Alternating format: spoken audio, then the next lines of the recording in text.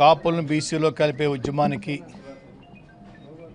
గౌరవనీయులు పెద్దలు దాసరి నారాయణరావు గారు మద్దతు ఇవ్వడానికి వచ్చినందుకు ముందుగా మీ అందరం కృతజ్ఞతలు చెప్పడం కోసం ఈరోజు వారి ఇంటికి రావడం జరిగిందండి.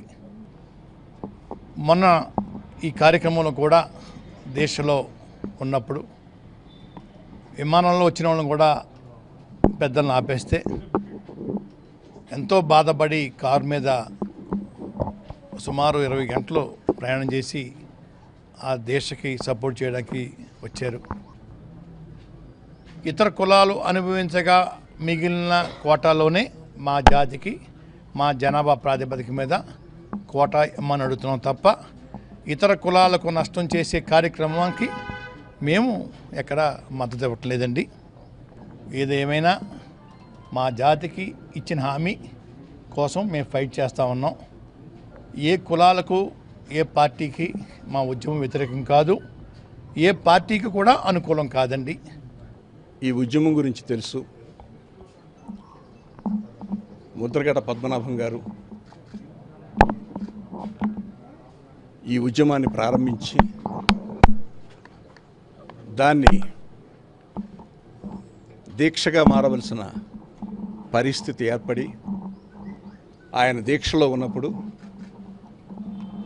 ఆయనకి మద్దతు చెప్పడానికి నేను వెళ్ళడం జరిగింది. కేవలం దీక్షకే కాదు మద్దతు, కాపులు చేస్తున్న ఉద్యమానికి నా మద్దతును ప్రకటించాను. ఆ రోజుని నాకు కృతజ్ఞత చెప్పడానికి వచ్చారు. నా కృతజ్ఞత అది వారి సంస్కారం. నాకు ఆ కృతజ్ఞత కాదు, నాకు బాధ్యత ఉంది.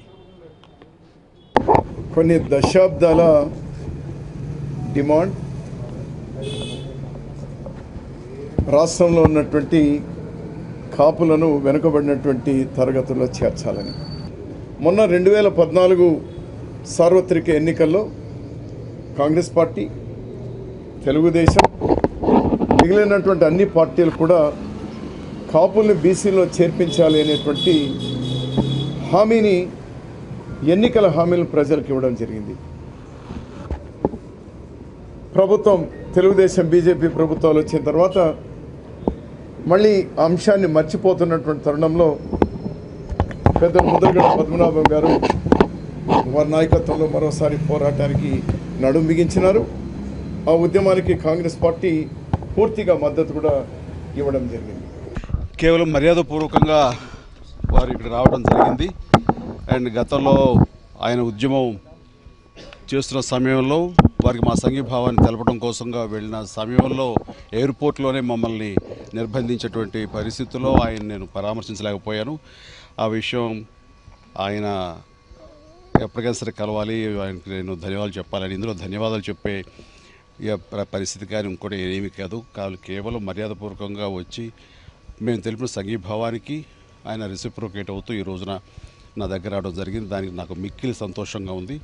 అలాగే భవిష్యత్ కార్యాచరణ ఏమిటనేది ఆయన చెప్పుకొచ్చారు.